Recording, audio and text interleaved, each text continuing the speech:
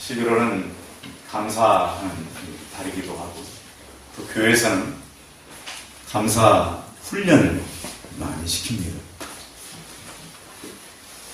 교회에서는 듣지만 여러분 삶 속에서 감사하며 살아가십니까? 실제로 여러분들이 이 말씀을 듣고 적용하지 않으면 이 말씀은 아무리 들어도 우리 안에 역사하지 않습니다. 그래서 말씀을 들으면 꼭 그 말씀대로 살려고 하는 그런 적용의 훈련이 우리 안에 필요한 것입니다. 이 성경은 이렇게 보면요, 영원을 위해 잠시 있을 것을 포기한 사람들로 가득 차 있습니다. 그런데 우리는 잠시 있을 것을 위해서 영원을 한 것을 포기하려고 하는 사람들을 많이 만나게 됩니다. 성경에 보십시오. 영원에 한 약속을 계속해서 가르쳐 줍니다. 그런데 그것을 잊어버리고 이 땅의 것을 찾았던 사람들은 여러 사람이 망했습니다. 그렇죠? 다 구원된 것도 아니고요.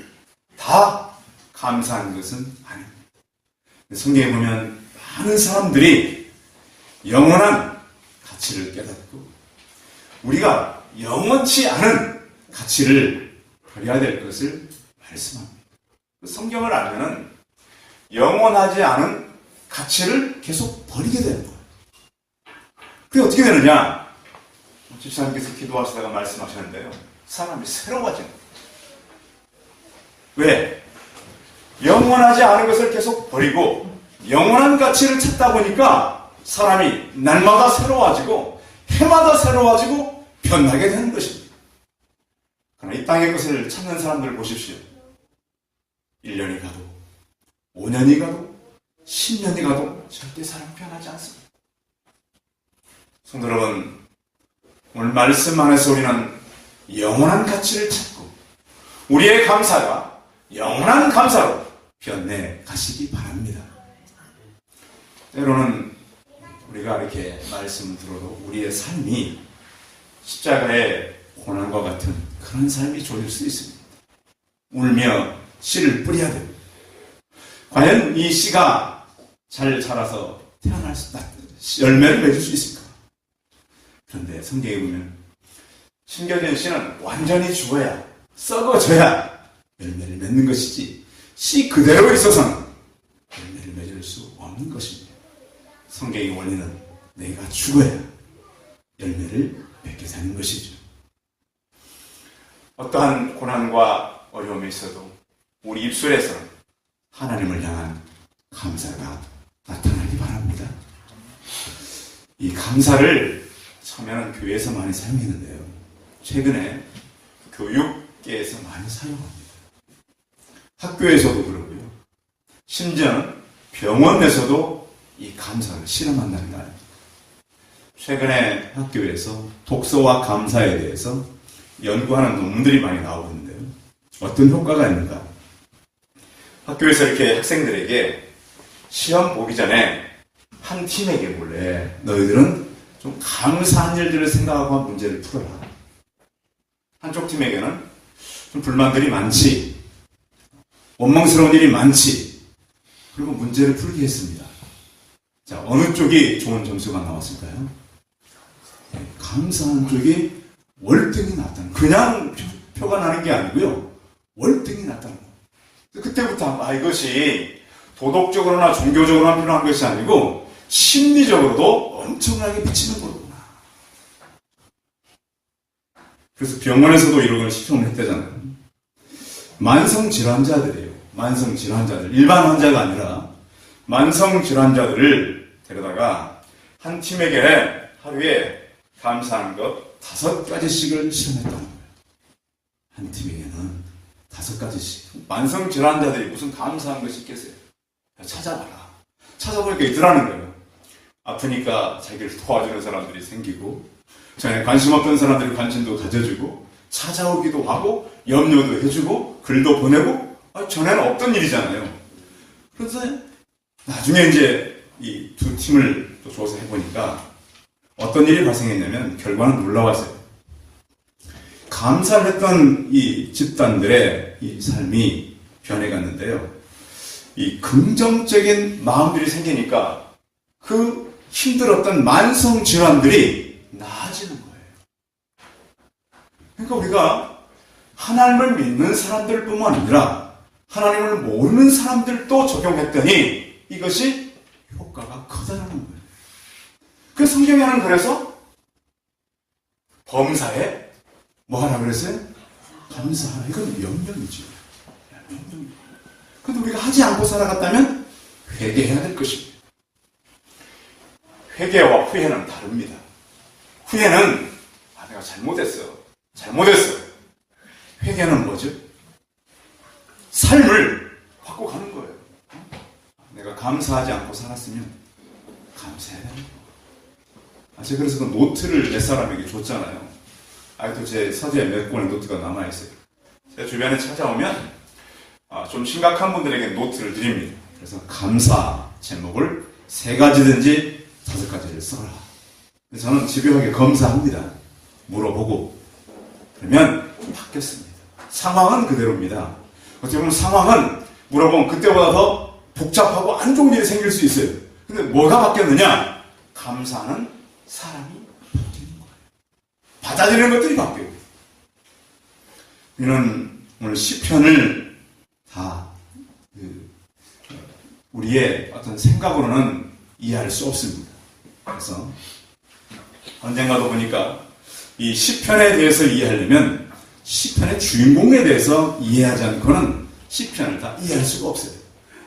자, 오늘 시편 103편 누가 쓴 시라고 되어 있어요? 다윗의 시입니다. 자, 다윗을 이해하려면 다윗이 쓴 시 가운데 가장 유명한 시가 하나 있어요.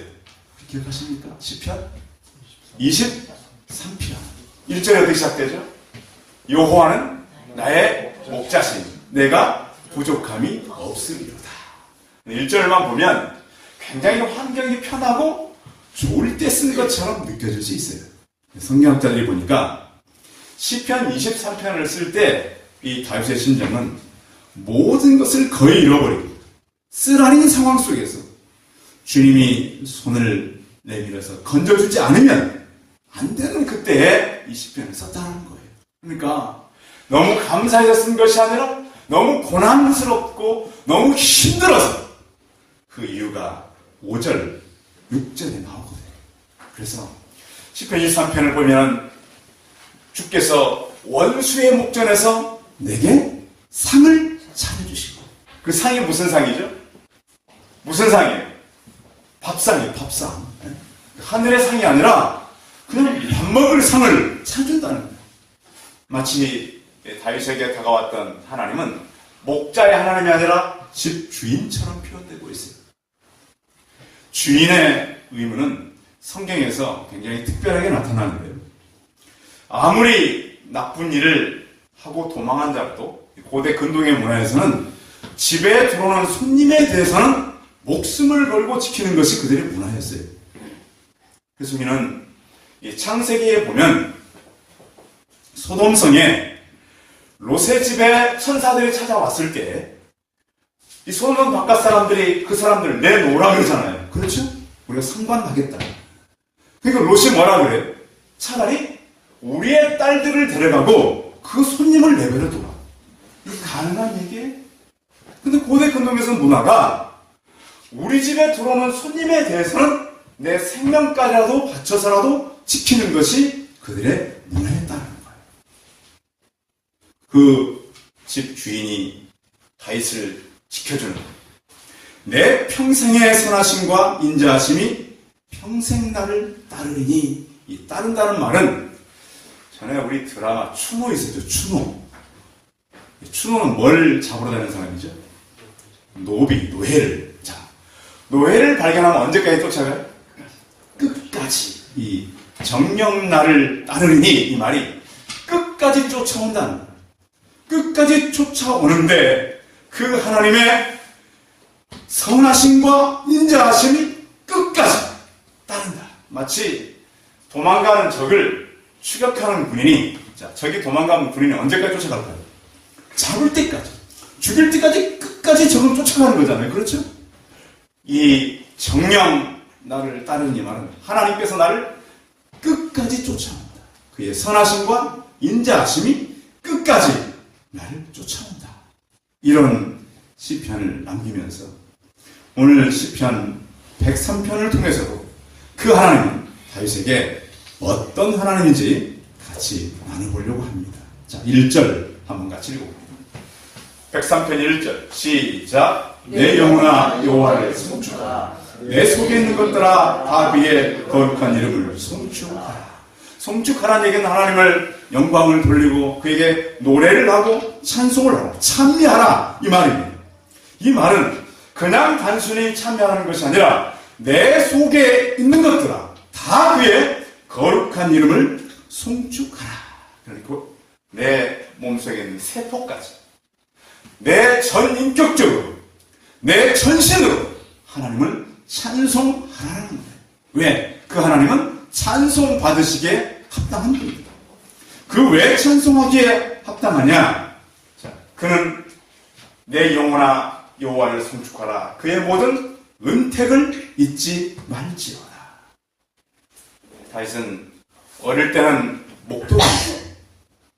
그리고 성장하면서는 이 군인으로서 또 국가를 지키는 그런 사람으로서 나중에는 왕으로서 그 일을 감당했단 말이죠. 그런데 하나님께서 그에게 베푼 은택은 너무 많은 거예요. 우리가 11월 마지막 주인데 한 해 동안 여러분 하나님께서 하신 것이 별로 없어 보이세요? 없어 보이시죠? 생각을 안 해서 그렇지 하나님은요 우리를 위해서 하신 것이 너무 많아요. 우리가 단지 헤아리지 못할 뿐이에요.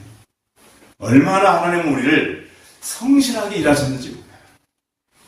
얼마나 우리를 보호하시고 그 인자하심으로 이끌었는지 몰라요. 근데 우리가 모를 때가 많아요. 그 하나님은 또 우리가 많은 은혜를 입어줬고요. 또 3절에 보면 3절 같이 읽어봅니다. 시작. 그가 내 모든 죄악을 사하시며 내 모든 병을 고치시며 그랬습니다. 우리의 질병을 하나님은 고치셨다. 그리고 하나님께서는 우리의 질병을 고치되 개인에게 다가오셨잖아요. 우리가 병이 걸리면 의사를 잘 만나야 됩니다. 그렇죠? 요즘에도 보면 그 병원에 가도 오진이 많잖아요. 그리고 어떤 사람은 정말로 그 고치기 어려운 질병을 고치는 의사도 많아요. 그런데 우리 육체와 영혼의 치료자이신 하나님을 만나시기 바랍니다. 그렇기도 하고 또 우리는 의술에 적절한 활용도 필요해요. 어떤 사람들은 기도하면 낫는다고 병원에 안 가는 분들도 계세요. 그런 거 아니에요. 바울은 그의 제자 디모데에게 디모데 전서 5장 3절에 보면 이제부터 물로만 마시지 말고 내 비위와 자주 나는 병을 인하여 포도주를 조금씩 쓰라. 아유 목사님 포도주 쓰라 그랬네. 그 당시에는 포도주가 약이었습니다. 그런데 아마 이 디모데가 좀 장이 약했던 것 같아요. 그걸 적절히 써서 치료하라고 얘기해 주는 거예요. 저도 지난주 지나고 나서 목 상태가 상당히 안 좋았었어요. 피곤했는지. 그래서 제가 그냥 기도만 하고 있었을까요? 그렇지 않았어요. 저도 가까운 이 비뇨기과에 가서 치료하고 약도 먹고 그랬더니 이비인후과도 이비인후과 이비인후과에 가서 그 치료도 받고 그랬더니 지금 많이 나아졌어요. 그랬으면 아마 이번 주에 힘들 수도 있어요. 그래서 적절하게 우리에게 치료를 또 한 가지는 사람에게 이 중요한 것이 평안한 마음이래요. 그 사람의 그 소화는 위장이 아니라 평안한 마음이랍니다. 기분이 좋아야 위장의 활동이 활발하대요. 그래서 위액 분비와 위벽이 혈액순환 때문에 잘 움직여서 즐거운 상태가 훌륭한 밥이고 부담되지 않는 화제가 반찬이라 그럽니다. 그러니까 우리가 좋은 음식을, 비싼 음식을 먹고 귀한 음식을 먹어야 좋은 음식이 아니고 우리 가지고 있는 평안함이 좋은 음식이라는 거예요. 아멘?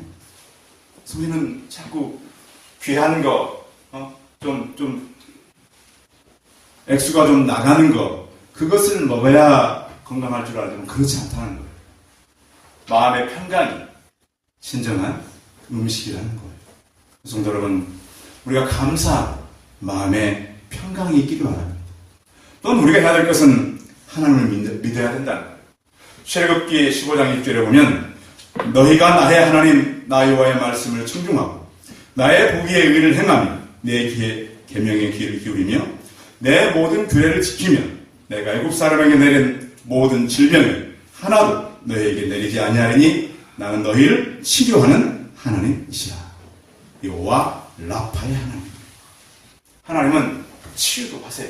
그러니까 이 시대의 기독교인들이 건강하게 살아가는 방법은 적절한 의술을 활용하시고 마음의 좀 평강을, 감사의 평강을 가지시고 또한 하나님의 치료의 능력을 믿고 살아가는 것입니다.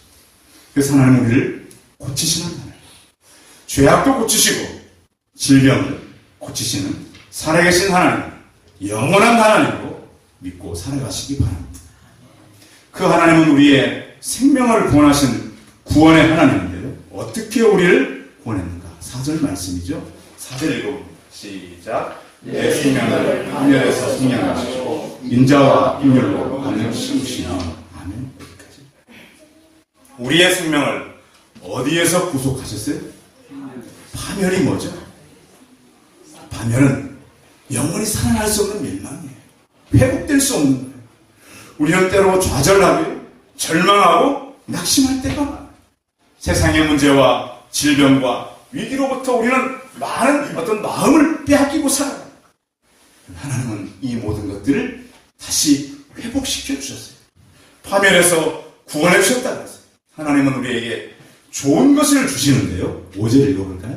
5절 시작. 좋은 것으로 내 소원을 만족하게 하사 내 청춘을 독수리같이 새롭게 하시는도다.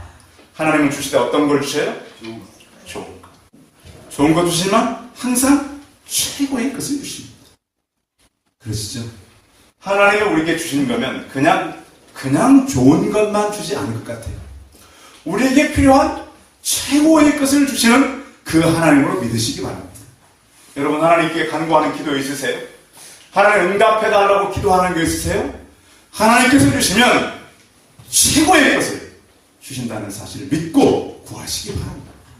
그분께서 주시면 어찌 내게 가장 좋은 것이 아니겠습니까? 그 하나님은 구원의 하나님이신데요. 우리가 이제 오후에도 물론 다시 공부하겠지만 우리 이 정통 이 개혁교회들은 칼빈주의 5대 교리가 있잖아요. 칼빈주의 교리는 선택과 유기에 대한 분명한 이중 예정을 주장하고 있어요.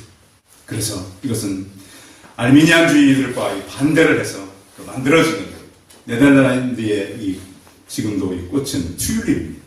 그래서 튤립 교리로 5가지 우리를 만들어서 우리는 전적으로 타락했었다.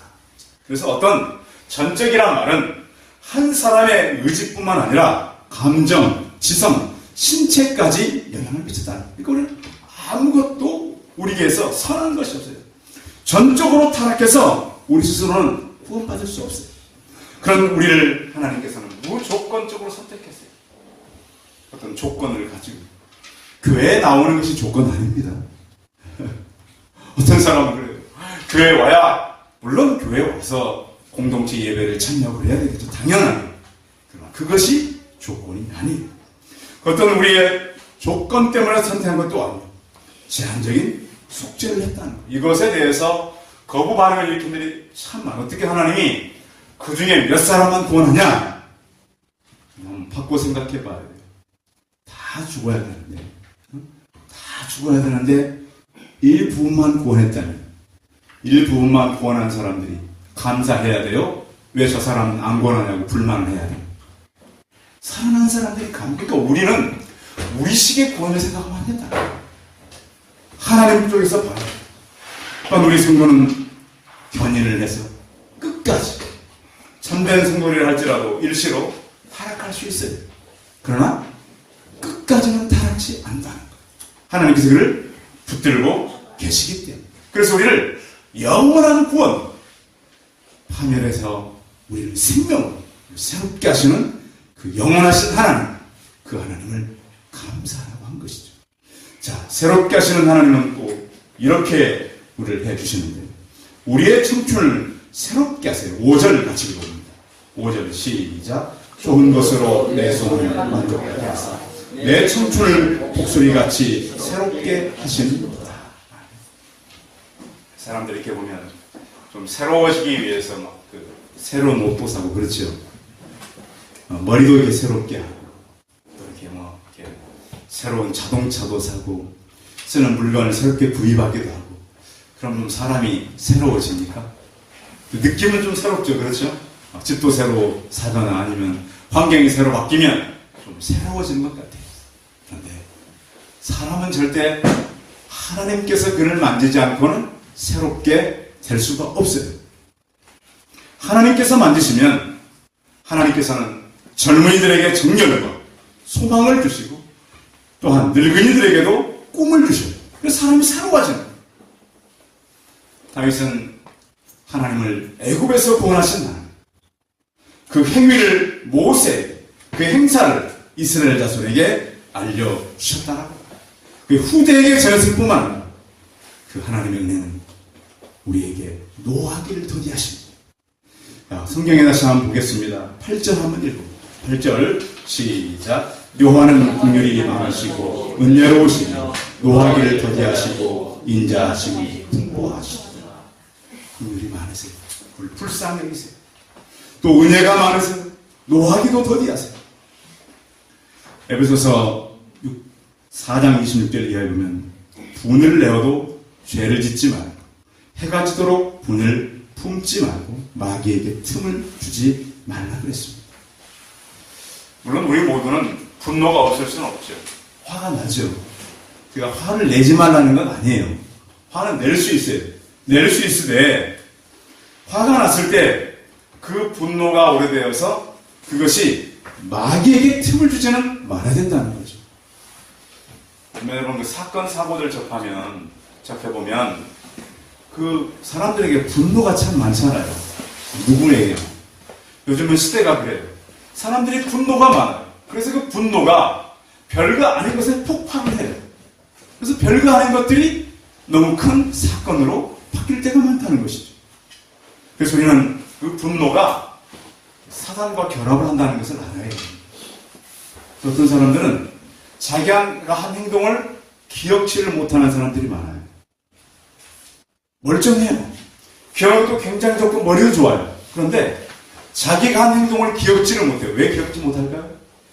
사단에게 붙잡히는 거예요. 우리 그걸 알아야 돼요. 형사들이 이렇게 잡아다가 이 강도들 이렇게 신문도 하고 그러면 희한하다는 거예요. 왜 기억을 못하지? 왜 한 것을 안 했다 그러지? 왜 그럴까요? 사로잡히는 거예요. 사로잡히는 거예요. 그래서 자기 어떤 분별력을 잃어버린 거죠. 마귀에게 틈을 주게 됩니다.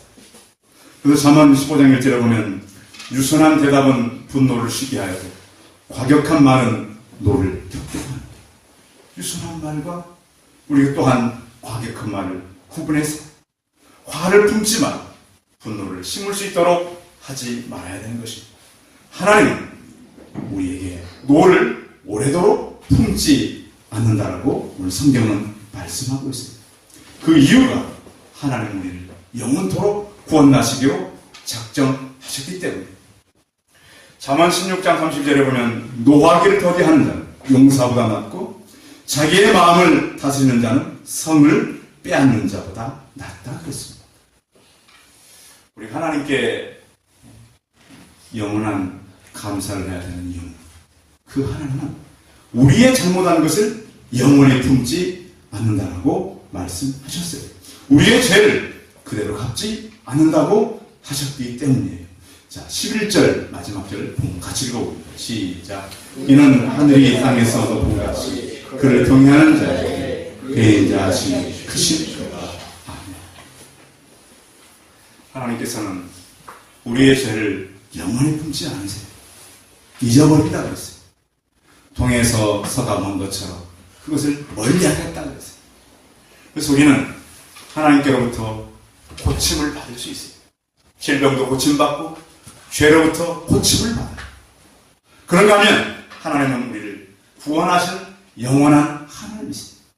그 하나님께서 내가 너희를 영원토록 새롭게 하겠다, 구원하겠다 이렇게 말씀해 주셨어요. 그래서 우리는 그 하나님 의지하고 우리의 삶 속에서 영원한 구원에 감사하는 저 우리 성도들이 다 되시기 바랍니다. 기도하겠습니다. 살아계신 하나님, 우리는 하나님께 범죄했고 마땅히 죽어야 했지만 하나님은 우리를 고치시고 육신도 치료하시며 영혼도 고치셨습니다. 죽어 마땅한 우리를 영원히 구원의 백성으로 삼아주셨습니다. 또한 우리를 새롭게 하셨습니다. 그 하나님 우리가 영원히 감사하며 살게 하여 주옵소서. 하나님 아버지, 세상은 변하고 환경은 어렵다 할지라도 우리가 이것에 가치를 두고 살게 하여 주옵소서. 우리를 살리시며 우리를 구원하시며 새롭게 하실 영원하신 하나님, 그 하나님을 바라보며 감사하며 살아가는 우리 모두가 되게 하여 주옵소서. 주 예수 그리스도의 이름으로 기도하였습니다. 아멘.